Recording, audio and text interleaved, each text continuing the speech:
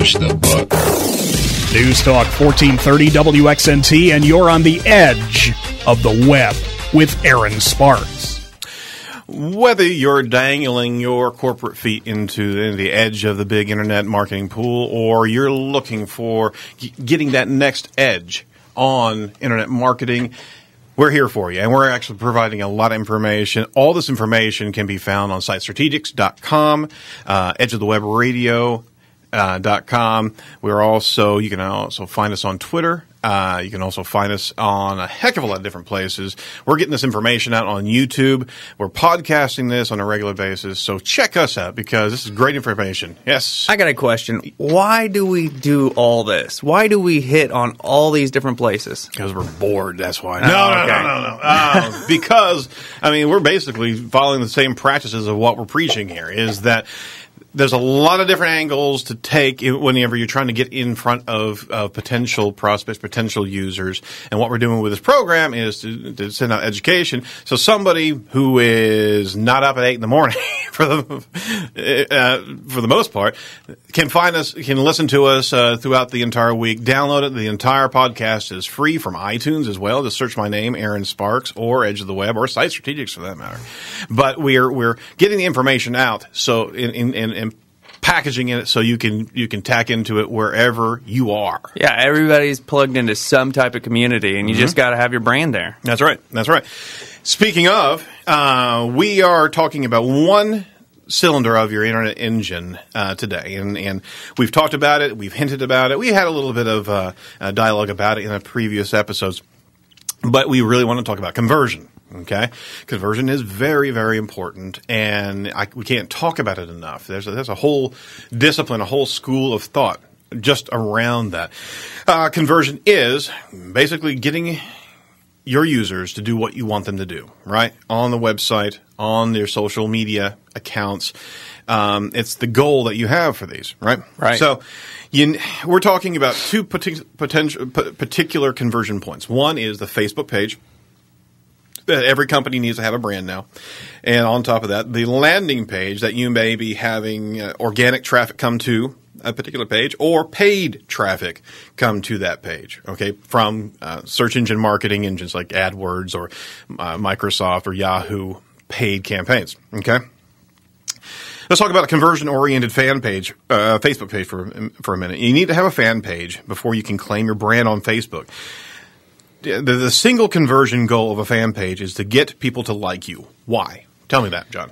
So you can be in their news feed, to put it just simple. And if you're not familiar with Facebook, you should get plugged in. But also, for those that don't know, what happens when you like a page, it's actually in a news feed in the front main home page when the person logs in. And if you're in there, you've been given the right by the person that likes your page for you to, talk about your brand. Now, they can shut you out as soon as they like me. It doesn't matter if they like your page or not. They can still mute you. But it's a right. It's like email marketing. That's don't want to abuse it, but at the same time, it gives you the option to promote your brand. You said it time and time again, is that your customers are not in business to remember that you're in business.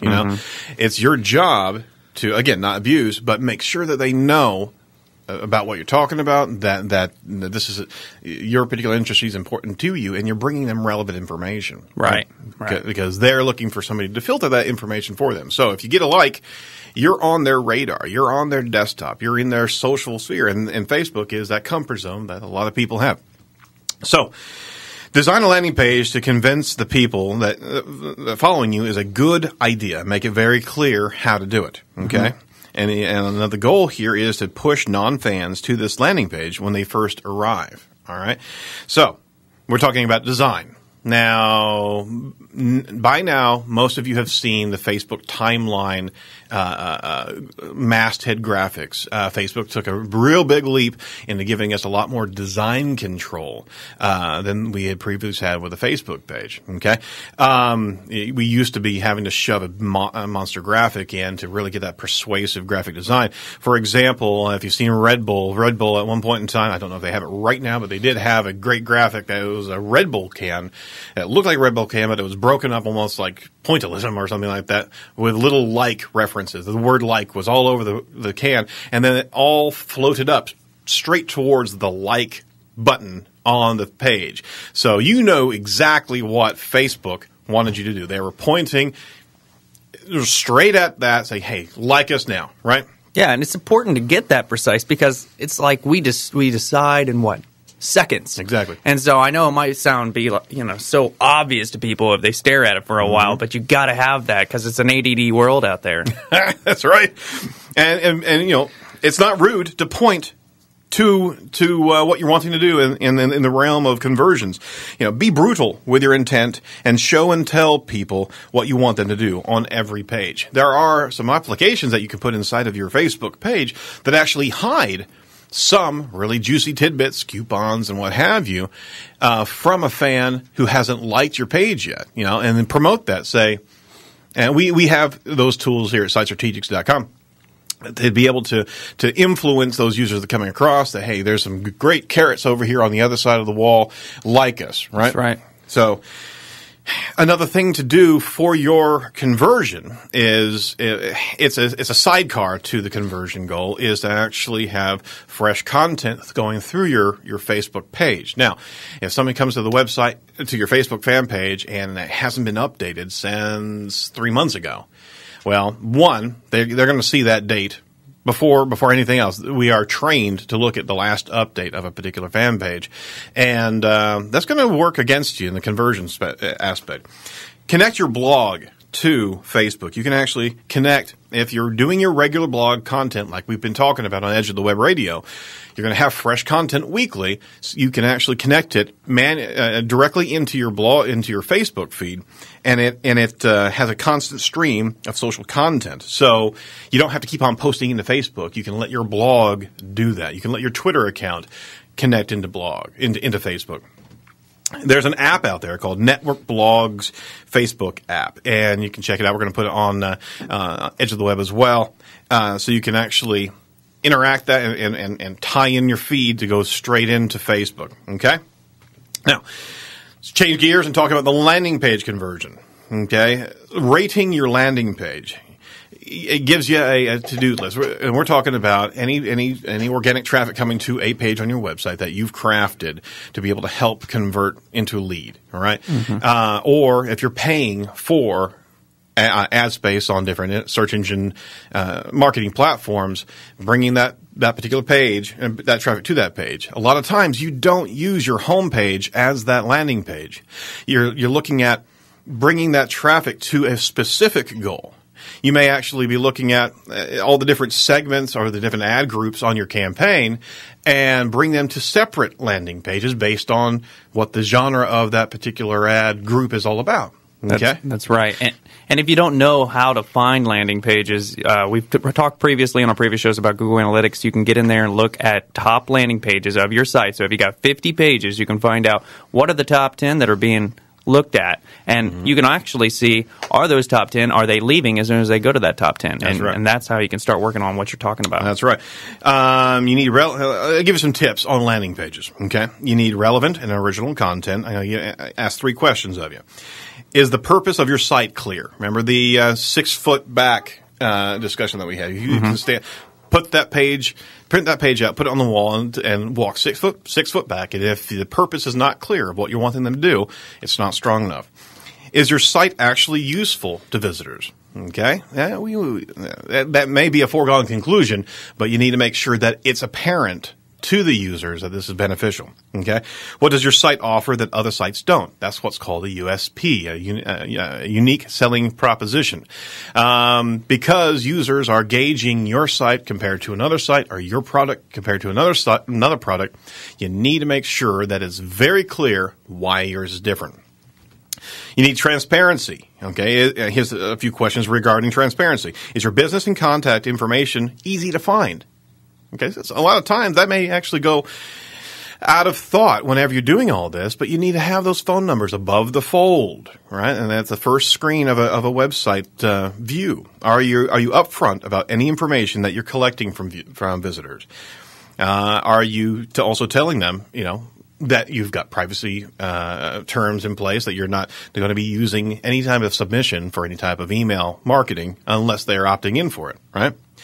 Can people easily tell what will happen when they perform that action on your website? Do I know what I'm going to get if I click this button? Do I know that this link is not only a link, it's a PDF, and you're about to load a 2 meg PDF file? They may not know that, so make it very apparent what that is. Okay? Another thing about landing pages is give ease of navigation. Is it easy for people to find out what they're looking for? Does your site have too many links that might confuse people? All right. And can people easily find information to learn more on answers, more answers to their questions? These are all, I mean, they sound pretty basic, but you can actually put your page through a kind of a 12-point landing page rehab program that we've actually come across. That's from SEO Moz. And some of the points are regarding the ad message watch itself, making sure that your ad copy matches the primary landing page headline that you had that was actually clicked on. Right? Even including videos in the page itself, they are shown to increase conversion. Okay, you have directional cues using arrows or contrast and direct gaze of human eyes to actually guide visitors. I mean, literally a photo that has eyes staring at a particular area of a button or a call to action. Those you may not think about, but those are subconscious clues to get people to go where you're wanting them to go. Don't hide the cheese. Make it very apparent where you want them to take the next step. Don't make them think, right? Post-conversion marketing, whenever they submit a page, submit whatever you want them to submit, what happens on that resulting page? Is it a blank thank you page with nothing else on the page? That's a perfect opportunity to actually do some additional marketing and additional conversion right there, okay? You need trust and social proof, having those trust insignias, having the credit cards symbols online and visible, having your UPS insignia, making sure that you've got the secure seal if you're most especially if you're actually taking a transaction. But even if you're actually taking communications, you can lock it down with an SSL and people feel more comfortable that they're protected from any type of hacker.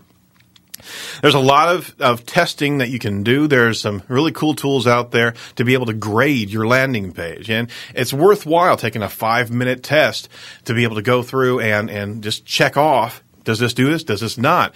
It's all about lead generation. And if you leave this to the side and you're paying all this money for all the different things coming in, if you're paying money for organic, if you're paying regularly for pay-per-click, if you leave it to chance, what's going to happen on that page without actually doing the grooming? You're throwing your money away.